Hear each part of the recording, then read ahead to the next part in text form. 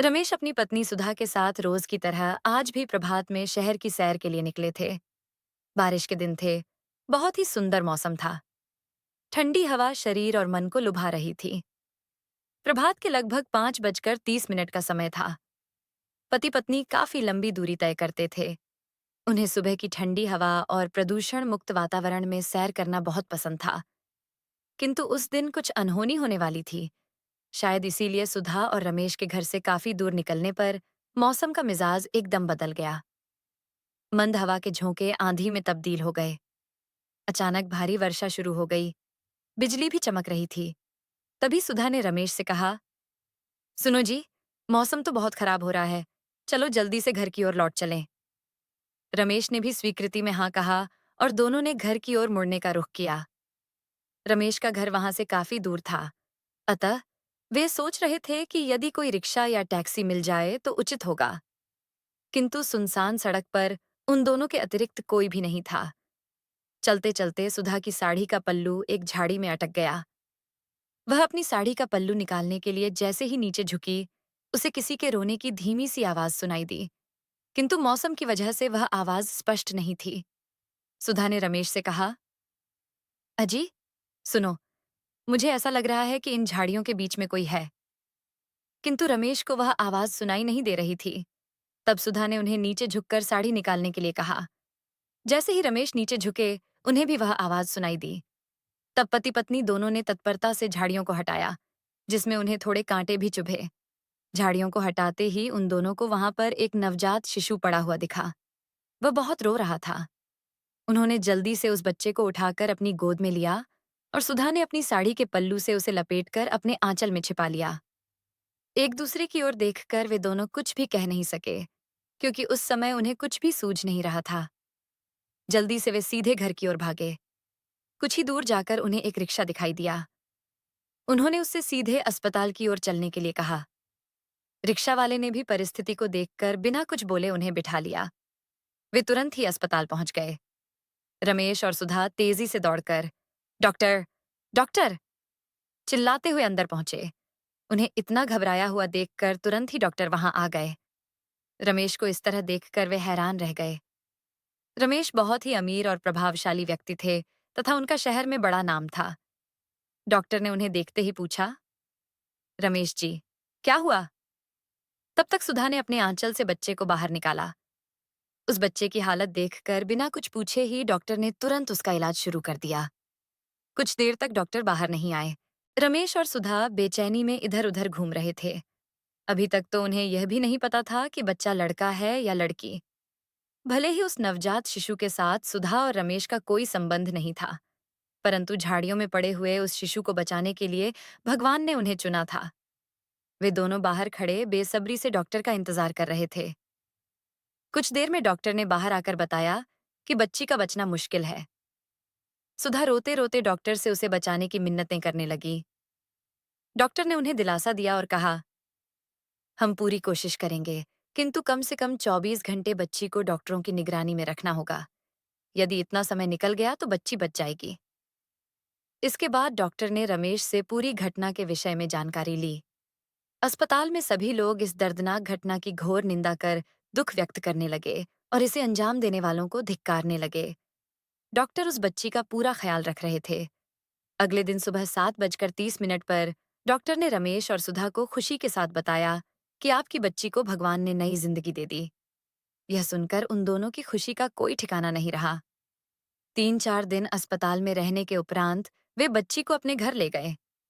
उन्होंने बच्ची का नाम प्रिया रखा और उसका लालन पालन राजकुमारी की तरह होने लगा। रमेश यूं भी बेटियों से बहुत प्यार करते थे। वे सुधा से हमेशा कहते रहते थे कि प्रिया यदि किन्हीं गलत हाथों में पड़ जाती तो उसकी जिंदगी कैसी होती। रमेश हमेशा लड़कियों के लिए चिंता करते थे, जो इस तरह से किसी भी गलती की सजा भुगतती थीं। प्रिया धीरे धीरे बड़ी होने लगी। वह घर में सबकी लाडली थी। उसके सभी नाज नखरे घरवाले पूरा करते थे। उसकी हर इच्छा पूरी की जाती थी। सुधा उसे भगवान का दिया हुआ वरदान समझती थी और इस तरह से उसका मिलना भगवान का आदेश समझती थी। रमेश का घर एक बड़ी हवेली के समान था। नौकर चाकर, गाड़ियां, सभी कुछ था। किंतु उनका घर ऐसी जगह पर था जहां से बाहर कहीं भी जाने के लिए केवल एक ही गली वाला रास्ता था। उन्हें वहां से होकर ही गुजरना पड़ता था। उस गली में एक बहुत पुरानी खंडहर जैसी बड़ी इमारत थी, जिसमें 15 से 20 लड़कियां रहती थीं। हर शाम कोई लाली लगाकर, कोई चमकीले कपड़े पहनकर सजी धजी बाहर खड़ी नजर आती थी। रमेश हमेशा वहां से निकलते वक्त निगाहें नीची कर लिया करते थे। वे हमेशा उन लड़कियों के लिए कुछ करने का सोचते थे, किंतु कभी हकीकत में कर नहीं पाए। प्रिया अब 10 वर्ष की हो चुकी थी। वह अक्सर अपनी हवेली के बगीचे में खेलती रहती थी। एक दिन खेलते खेलते वह गली से होते हुए उस इमारत तक पहुंच गई। वहां खड़ी एक लड़की ने उसे बड़े ही प्यार से अपने पास बुलाया। प्रिया उसके पास चली गई। तब उस लड़की ने पूछा, तुम्हारा नाम क्या है? मेरा नाम प्रिया है, और आपका नाम क्या है दीदी? मेरा नाम माया है। माया ने काफी देर तक प्रिया से बात की, और उसे बात करना बहुत अच्छा लगा। तब उसने प्रिया से कहा, तुम हर रोज मुझसे मिलने आया करो। प्रिया को भी उसके साथ अच्छा लगा, अतः उसने तुरंत हाँ कह दिया। खेलते खेलते प्रिया कभी कभी माया से बात करने आ जाती थी। तभी एक दिन उस इमारत में चल रहे देह व्यापार को चलाने वाला विक्रम सिंह वहां आया, और उसने प्रिया को देख लिया। उसके आते ही माया ने प्रिया से कहा, प्रिया, तुम जल्दी से यहां से अपने घर भाग जाओ। माया के मुंह से यह सुनकर कि तुम जल्दी से अपने घर भाग जाओ, प्रिया हैरान रह गई। उसने पूछा, क्यों दीदी? कोई सवाल मत करो प्रिया, मैं जैसा कह रही हूं वैसा करो। प्रिया घर की ओर जाने लगी। तभी विक्रम सिंह वहां आ गया। प्रिया को देखकर वह बुदबुदाया, अरे, कितनी प्यारी बच्ची है। बेटा, तुम्हारा क्या नाम है? ये कहते हुए उसने उसका हाथ पकड़ लिया। प्रिया चिढ़कर अपना हाथ छुड़ाने की कोशिश करने लगी। तब विक्रम सिंह ने उससे कहा, बेटा, डरो मत। मैं तुम्हारा नाम पूछ रहा हूं, बता दो, फिर मैं तुम्हें जाने दूंगा। तभी अचानक रमेश की गाड़ी वहां से गुजरी, और उनकी नजर प्रिया पर पड़ गई। उनका पूरा शरीर गुस्से से कांप गया। वे तुरंत गाड़ी से उतरे और प्रिया को लेने पहुंचे। प्रिया, बेटा, यहाँ क्या कर रही हो? और ये कौन है? ऐसा कहते हुए उन्होंने विक्रम सिंह से अपनी बेटी को छुड़ा लिया। अरे, रमेश जी, ये आपकी बेटी है? विक्रम सिंह ने पूछा। हाँ बिल्कुल, लेकिन तुम कौन हो? रमेश ने प्रश्न किया। रमेश जी, आपको तो सारा शहर जानता है, लेकिन आप मुझे नहीं जानते शायद। मैं विक्रम सिंह हूँ, इस इमारत का मालिक। अच्छा, तो आपको पता है यहाँ क्या चलता है? रमेश ने पूछा। जी बिल्कुल पता है, और मैं कुछ गलत तो नहीं कर रहा। मजबूर लड़कियां मुझे मिल जाती हैं, मैं उन्हें ही इस इमारत में सहारा देता हूँ। इसमें आपको क्या तकलीफ है? विक्रम सिंह ने उत्तर दिया। तब रमेश ने कुछ न कहते हुए प्रिया को वहां से ले जाना ही ठीक समझा। घर जाकर उन्होंने प्रिया को बहुत समझाया कि वह फिर कभी वहां न जाए। तब प्रिया बार बार पूछने लगी, वहां क्यों नहीं जाऊं पापा?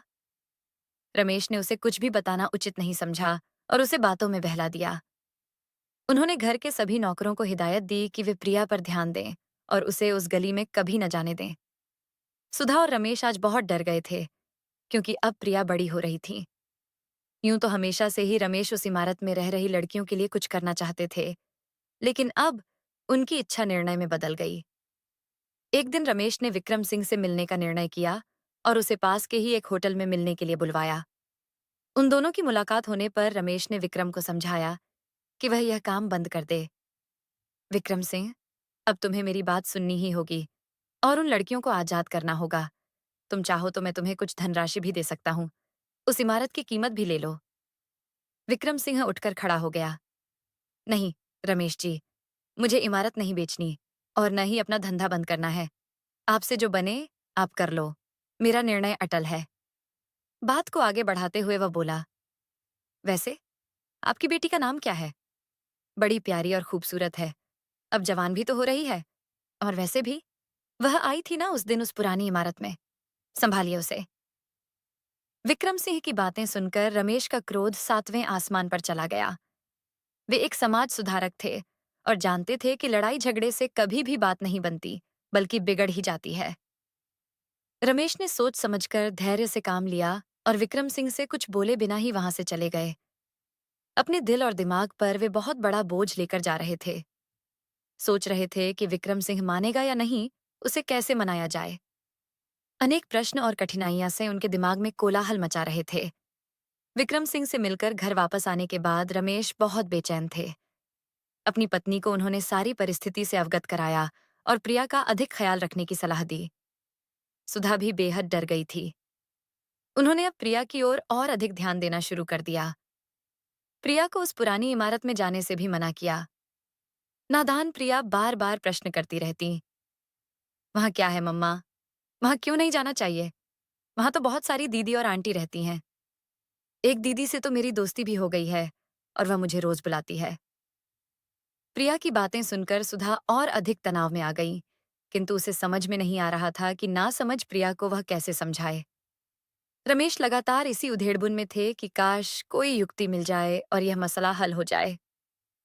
एक दिन अचानक रमेश के दिमाग में एक बहुत ही अच्छी तरकीब आई। उन्होंने अपने आदमियों से पता लगाने के लिए कहा कि विक्रम सिंह के घर में कौन कौन रहता है और वह घर से बाहर कब जाता है।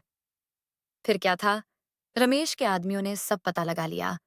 उन्होंने उसे बताया, सेठ जी, उनकी केवल एक ही बेटी है, लगभग 20 से 21 साल की उम्र होगी। उनकी पत्नी है और नौकर चाकर भी घर में दिखाई देते हैं। विक्रम सिंह लगभग 10:30 घर से जाता है और रात में देर से ही घर वापस लौटता है। रमेश यह बात सुनकर खुश हो गए और उन्होंने जैसा चाहा था बिल्कुल वैसा ही जवाब पाया। अगले दिन लगभग दोपहर के 1:30 पर रमेश विक्रम सिंह के घर गए। रमेश को देखकर नौकर ने उन्हें आदर से नमस्कार किया, क्योंकि वह भी रमेश को जानता था।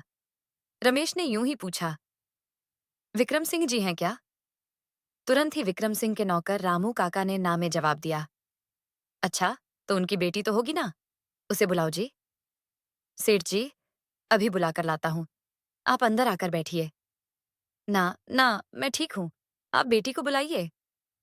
रामू काका ने अंदर जाकर राधिका बेटी से कहा कि रमेश जी आए हैं।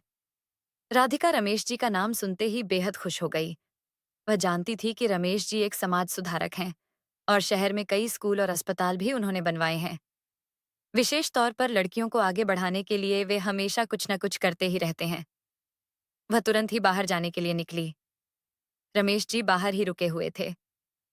गुलाबी रंग की कुर्ती, सलवार और दुपट्टे में राधिका बहुत ही खूबसूरत लग रही थी। उसके चेहरे से सादगी और शालीनता दूर से ही नजर आ रही थी। रमेश के पास जाकर उसने उनके पैर छुए। आइए ना अंकल, आप बाहर क्यों खड़े हैं? प्लीज अंदर आइए। राधिका के ऐसे संस्कार देखकर रमेश हैरान रह गए और सोचने लगे कि विक्रम सिंह की बेटी और इतनी संस्कारी, शायद मां पर गई होगी। राधिका के सिर पर आशीर्वाद का हाथ रखते हुए वे बोले, नहीं बेटा, जल्दी में हूं। असल में मैं तुम्हारे पास ही आया था। विक्रम सिंह के नहीं। बेटा, मुझे तुमसे कुछ काम है, कुछ बात करनी है। तुम्हारी मदद की मुझे सख्त जरूरत है। समाज कल्याण का काम है। क्या तुम मेरी मदद करोगी? रमेश जिस तरह से सभी के लिए कुछ न कुछ करते ही रहते थे, इसीलिए विक्रम सिंह की बेटी राधिका ने तुरंत ही उनके आग्रह को स्वीकार करते हुए कहा, अरे अंकल, कहिए ना, क्या काम है आपको? मैं तो आपको आपके नाम और काम से जानती हूँ। मेरी सभी सहेलियां भी आपको बहुत अच्छी तरह से पहचानती हैं और सब आपकी बेहद इज्जत करती हैं। बेटा, तुम्हारा नाम क्या है? राधिका। बेटा, मुझे जो काम है उसके लिए तुम्हें मेरे साथ बाहर चलना पड़ेगा। बेटा, राधिका, वह काम ऐसा है जो तुम्हारे सिवा कोई और नहीं कर सकता। अंकल, कहिए ना, जो भी काम होगा मैं जरूर करना चाहूंगी, क्योंकि आपके साथ काम करना तो मेरा सौभाग्य होगा। आप जहां कहें मैं चलने को तैयार हूं। बस अंकल, आप 2 मिनट का इंतजार कीजिए, मैं अपनी माँ को कहकर आती हूँ। बेटा, मेरे विषय में उन्हें कुछ न बताना, क्योंकि हमें जो करना है वह किसी को भी पता नहीं चलना चाहिए। मैं अगली गली में तुम्हारा इंतजार करूंगा। तुम वहीं आ जाना। ठीक है अंकल। रमेश उसके बाद तुरंत ही वहां से निकल गए। कुछ ही समय में राधिका भी उसी जगह पर पहुंच गई जहां रमेश ने उसे बुलाया था। अब दोनों साथ साथ चलने लगे। चलते चलते रमेश उसे उसी गली में ले गए जहां पुरानी इमारत वाला घर था। वहां जाकर रमेश रुक गए और राधिका से पूछने लगे, बेटा, जानती हो ये क्या है? यहाँ पर कौन रहता है? नहीं अंकल, मैं तो ये नहीं जानती, किंतु ये जरूर जानती हूँ कि कुछ तो गलत है, क्योंकि पिताजी मुझे हमेशा यहाँ से गुजरने के लिए मना करते हैं। बेटा, तुमने कभी अपने पापा से पूछा नहीं कि वे क्यों मना करते हैं? नहीं अंकल, बचपन से मना किया है। इसीलिए कभी इस विषय में मैंने सोचा ही नहीं, क्योंकि मेरे साथ तुम इसी गली में भी बिना कुछ पूछे ही आ गई। हाँ अंकल, मैं जानती हूँ कि आपने कुछ नेक काम करने के लिए ही मुझे बुलाया होगा। फिर आपसे प्रश्न कैसा? मैं आपके लिए, इस समाज के लिए और लड़कियों के लिए सब कुछ करने को तैयार हूँ। रमेश ने उस खंडहर जैसी इमारत का काला सच राधिका को बताया। राधिका ने कहा, अंकल, फिर हमें क्या करना चाहिए अब इन लड़कियों को बचाने के लिए? बेटा, जो काम को चला रहा है, मैं तुम्हें उसका नाम बताना चाहता हूँ, लेकिन उसके लिए तुम्हें अपने मन मस्तिष्क को शांत रखना होगा। हाँ अंकल, कौन है वह? और आप मुझसे ऐसा क्यों कह रहे हैं? लेकिन इतना तो तय है अंकल कि वह चाहे जो भी हो, मैं डरूंगी नहीं। हर हालात में मैं आपका साथ दूंगी। इतना कहकर राधिका उस नाम को सुनने का इंतजार करने लगी। रमेश समझ नहीं पा रहे थे कि वह किस तरह राधिका को उसके ही पिता का नाम बताए। तभी अचानक राधिका ने रमेश से पूछ लिया, बताइए ना अंकल, आप चुप क्यों हैं? ठीक है बेटा, वह इंसान कोई और नहीं, तुम्हारे पिता विक्रम सिंह जी हैं। क्या? ये क्या कह रहे हैं अंकल? आप ऐसा नहीं हो सकता। अंकल, आपको जरूर कोई गलतफहमी हुई है। मेरे पापा कभी भी ऐसा काम नहीं कर सकते। ये झूठ है अंकल। मेरे पापा ने मुझे इतने अच्छे संस्कार दिए हैं, वे ऐसा काम क्यों करेंगे? राधिका की आंखों में विश्वास के साथ डर का सैलाब उमड़ रहा था। वह चिंतित हो रही थी। उसे अपने पिता पर अगर विश्वास था, तो रमेश के कथन पर शक होना भी मुश्किल सा लग रहा था। तभी रमेश ने उससे कहा, बेटा, यही सच है। मैं तुमसे झूठ क्यों बोलूंगा? बेटा, अब हमें मिलकर इस मसले को हल करना है। उन लड़कियों को बचाना है। तुम्हारे पिता को भी इस पाप के दलदल से निकालना है। शहर की और लड़कियों को इस माहौल से बचाना है। बस हमें यह सोचना है कि यह कैसे होगा। अंकल, आपने कुछ सोचा है क्या? मैं हर हाल में इस काम में आपकी, इस समाज की तथा अपने पिता की मदद करना चाहती हूँ। हाँ बेटा, मैं चाहता हूँ कि तुम अपने पिता को समझाओ। मेरे समझाने से तो वे नहीं माने। शायद तुम्हारी बात मान जाए।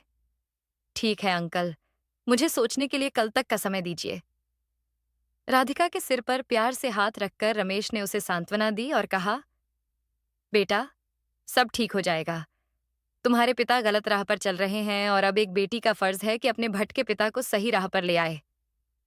राधिका भारी कदमों से चलकर अपने घर की ओर आ गई। उसके दिमाग में न जाने कितने सवाल आ रहे थे। उसे समझ नहीं आ रहा था कि अब वह अपने पिता से प्यार करे या नफरत। वह शाम होने से पहले अपने घर पहुंच गई। बुझी बुझी सी राधिका अपने कमरे में जाकर पलंग पर गिर पड़ी और वह फूट फूट कर रोने लगी। कमरे का दरवाजा बंद कर रखा था। कुछ देर में उसकी माँ ने उसे खाने पर बुलाया। वह गई जरूर, किंतु कुछ खा नहीं पाई। अपनी बेटी को उदास देखकर विक्रम सिंह ने चिंतित होते हुए पूछा, बेटा, क्या हो गया? तबीयत ठीक नहीं है क्या मेरी बच्ची की? चलो, डॉक्टर को दिखा देते हैं। राधिका देख रही थी कि उसे जरा सा उदास देखकर पापा इतने चिंतित हो जाते हैं, फिर दूसरी लड़कियों की तकलीफ उन्हें क्यों दिखाई नहीं देती। उसने कहा, मैं ठीक हूं पापा, डॉक्टर की जरूरत नहीं है। रात को सब अपने अपने कमरे में सो गए। राधिका रात भर सोचती रही कि क्या करे।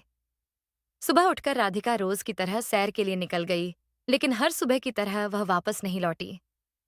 कुछ समय बाद उसने अपनी माँ को फोन करके बताया, माँ, मेरी एक दोस्त मिल गई है। मैं कुछ देर बाद घर आऊंगी। माँ ने कहा, ठीक है बेटा। राधिका ने बहुत सोच समझकर एक निर्णय लिया और उसे अपने इस निर्णय में रमेश जी की मदद चाहिए थी। राधिका ने उन्हें फोन करके मिलने के लिए बुलाया। रमेश भी राधिका से मिलने तुरंत ही आ गए। राधिका ने उन्हें अपना निर्णय सुनाया। सुनकर रमेश जी हैरान रह गए और उन्होंने उसे मना कर दिया, किंतु राधिका नहीं मानी। उसने रमेश को समझाते हुए कहा, अंकल, इसके अलावा हमारे पास कोई और रास्ता नहीं है। पापा ऐसे तो नहीं मानेंगे। आखिरकार रमेश को राधिका की बात माननी ही पड़ी। अपने मकसद को अंजाम तक पहुंचाने के लिए अब राधिका ने अपना काम शुरू कर दिया। रमेश जी भी उसका ख्याल रखने के लिए तत्पर थे। दिन ढल गया, शाम होने को आई, लेकिन राधिका अपने घर नहीं पहुंची। तब राधिका की माँ ने उसे फोन लगाया, किंतु राधिका का फोन स्विच ऑफ ही आ रहा था। माँ को चिंता हो गई और तब उसने अपने पति विक्रम सिंह को फोन लगाकर कहा, राधिका सुबह से घर से गई है, अभी तक नहीं लौटी। उसका फोन भी बंद है। मुझे बहुत चिंता हो रही है। आप जल्दी घर आ जाओ और उसे ढूंढो। विक्रम सिंह भी चिंताग्रस्त हो गए। तुरंत अपने नौकरों को बुलाकर इधर उधर भेजा और राधिका को ढूंढने की हर मुमकिन कोशिश शुरू कर दी। लेकिन पूरे शहर में ढूंढने के बाद भी राधिका का कहीं कोई पता नहीं चला। पुरानी इमारत में विक्रम सिंह के आदमी हमेशा ही उपस्थित रहते थे। वे राधिका को नहीं जानते थे। राधिका ने पुरानी इमारत में जैसे ही प्रवेश किया, वहां उपस्थित विक्रम सिंह के आदमियों ने इतनी खूबसूरत लड़की को इस तरह अपने आप ही इमारत में आते देखकर बहुत खुश हो गए। शिकार स्वयं जाल में फंसने आ रहा है। उन्होंने उसे अंदर आने दिया। एक आदमी ने उससे पूछा, कौन हो तुम? यहां क्यों आई हो? राधिका ने उदास होते हुए जवाब दिया, मेरा इस संसार में कोई भी नहीं है। कुछ गुंडे मेरे पीछे लगे थे। मैं उनसे बचते हुए यहां तक आई हूं। मुझे कुछ वक्त छुपने की जगह दे दें। जी, जरूर, एक आदमी ने खुश होकर कहा। अब उस आदमी ने तुरंत ही विक्रम को फोन लगाया, यह बताने के लिए कि एक लड़की इस तरह से हमारे कब्जे में है। किंतु बेचैन और चिंताग्रस्त विक्रम सिंह ने अपने आदमी का फोन नहीं उठाया। वह तो अपनी प्यारी लाडली बेटी को ढूंढने के लिए कई जगह स्वयं ही फोन लगाने में व्यस्त थे। 2-3 बार उसके आदमी ने फोन किया, किंतु विक्रम सिंह ने फोन नहीं उठाया। उधर विक्रम सिंह अपनी बेटी राधिका को ढूंढने का भरसक प्रयास कर रहे थे, और इधर राधिका ने उस इमारत के अंदर जाकर सब लड़कियों से बात की। वह हर लड़की से उसके बारे में सब कुछ जानना चाह रही थी। उसने सभी को दिलासा दिलाया कि वह शीघ्र ही उन सभी को यहां से निकाल देगी। सभी लड़कियां राधिका से मिलकर बेहद खुश थीं। एक आशा की किरण उनके अंदर प्रवेश कर गई थी कि शायद अब वे सभी इस नरक से बाहर निकल जाएंगी। राधिका ने जानबूझकर वापस इमारत से बाहर निकलने की कोशिश की, किंतु एक आदमी ने उसे रोक लिया। एक ने बदतमीजी से उससे कहा, एक बार जो यहां आता है, फिर कभी वह यहां से वापस नहीं जा पाता। सीधे अंदर जाओ, वरना ठीक नहीं होगा। राधिका उन्हें बिना कुछ बोले ही अंदर चली गई। रमेश ने उस रात अपने आदमियों को गली के आसपास तैनात कर रखा था, ताकि कोई भी आदमी उस इमारत तक न पहुंच सके। शाम बीत गई, चांद निकल रहा था, लेकिन राधिका का कहीं पता नहीं चल पा रहा था। विक्रम सिंह ने सोचा, अब तो पुलिस में शिकायत दर्ज करानी ही पड़ेगी। परेशानी में विक्रम सिंह यहां से वहां भटक रहा था। इतने में उसके फोन की घंटी बजी। बेचैनी में बिना नंबर देखे ही विक्रम सिंह ने फोन रिसीव कर लिया। उधर से एक आदमी की आवाज आई, यशवर्धन जी। लेकिन उसकी आवाज सुनते ही विक्रम ने उसे डांट दिया, बार बार फोन क्यों कर रहे हो? विक्रम फोन काटने ही वाला था कि उसके आदमी का अगला वाक्य उसके कानों तक पहुंच गया। एक बहुत खूबसूरत लड़की खुद ही शिकार बनकर यहां आई है, यशवर्धन जी। विक्रम ने फोन काट दिया। कुछ ही पलों के बाद उसके आदमी का यही वाक्य फिर से विक्रम सिंह के कानों में गूंजा, तो विक्रम एकदम से डर गया। उसका शरीर कांप रहा था। वह डरावनी कल्पना की गिरफ्त में आ गया और उसकी कांटों तो खून नहीं जैसी हालत हो गई। उसने तुरंत अपनी जीप निकाली और सीधे पुरानी इमारत की ओर तेजी से जीप दौड़ाई। जीप की स्पीड की ओर ध्यान दिए बिना ही वह गाड़ी चला रहा था। गली के पास विक्रम की जीप पहुंचे, उससे पहले ही रमेश के आदमियों ने उन्हें खबर दे दी। रमेश ने एक सेलफोन राधिका को दे रखा था। उस फोन पर उन्होंने राधिका को मैसेज करके बता दिया कि उसके पिता आ रहे हैं। रमेश जी का मैसेज आते ही राधिका बाहर की ओर भागी। वह चाहती थी कि उसके पिता जब आए तब उसके आदमी उसे जबरदस्ती पकड़ रहे हों। हुआ भी बिल्कुल वैसा ही। राधिका के नीचे आते ही उसके आदमी ने जबरदस्ती राधिका को पकड़ लिया और उसे अंदर की ओर खींचने लगे। इतने में विक्रम सिंह की गाड़ी वहां पहुंच गई और गाड़ी से उतरकर वह अंदर की ओर भागे। अपनी जान से भी ज्यादा प्यारी बेटी को की गिरफ्त में देखकर विक्रम सिंह ने सीधे पिस्तौल निकालकर अपने आदमी के ऊपर तान दी। उसके ऐसे खतरनाक तेवर देखकर वह आदमी एकदम से डर गया और उन्होंने तुरंत ही राधिका को छोड़ दिया। हैरान होकर एक आदमी ने पूछा, क्या हुआ विक्रम जी? राधिका ने डरकर अपने पापा के हाथ को ऊपर की ओर मोड़ दिया और उसी क्षण उसमें से एक गोली हवा का सीना चीरते हुए ऊपर की ओर चली गई। राधिका ने अपने पिता के हाथों से पिस्तौल छीन ली। विक्रम ने अपनी बेटी को सीने से चिपका लिया और अपनी बेटी को सही सलामत देखकर ठंडी सांस ली। विक्रम ने अपने आदमी के गाल पर एक एक चांटा रसीद कर दिया। वह कुछ समझ पाते उससे पहले ही राधिका का हाथ पकड़कर विक्रम सिंह ने उससे कहा, चलो बेटा, घर चलते हैं। नहीं पापा, मैं अब घर कभी नहीं आऊंगी। क्या बोल रही हो राधिका? क्या हुआ बेटा तुमको? पापा, मैं यहाँ की लड़कियों से मिली हूं। जब तक आप उन्हें आजाद नहीं करेंगे मैं भी यहां पर ही रहूंगी। पापा, आपने मुझे इतने अच्छे संस्कार दिए हैं, फिर आप इन लड़कियों के साथ ऐसा कैसे कर सकते हैं? बेटा, मैंने आज तक किसी लड़की को नहीं छुआ। जानती हूँ पापा, मुझे अंदर सब कुछ मालूम हो गया। लेकिन आप नहीं, दूसरे मर्द तो होते हैं ना? किसी की मजबूरी का फायदा उठाना भी तो गुनाह है। किसी की बेटी को पाप के दलदल में भेजना भी तो गुनाह है ना पापा?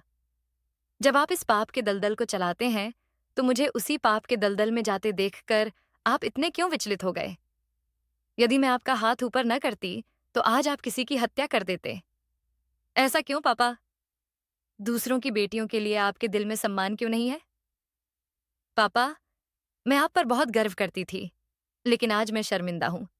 मैं आपके पापों का प्रायश्चित करूंगी। मैं अब इन सभी किसी न किसी की बेटियों को आजाद किए बिना यहां से कहीं नहीं जाऊंगी।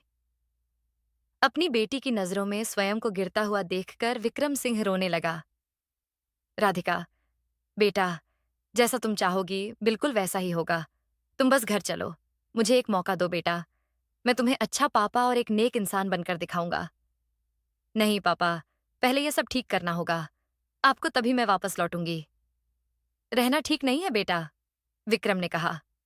पापा, गली के उस तरफ रमेश अंकल का घर है। मैं वहां जा रही हूं। आपको भी वहां मेरे साथ आना होगा।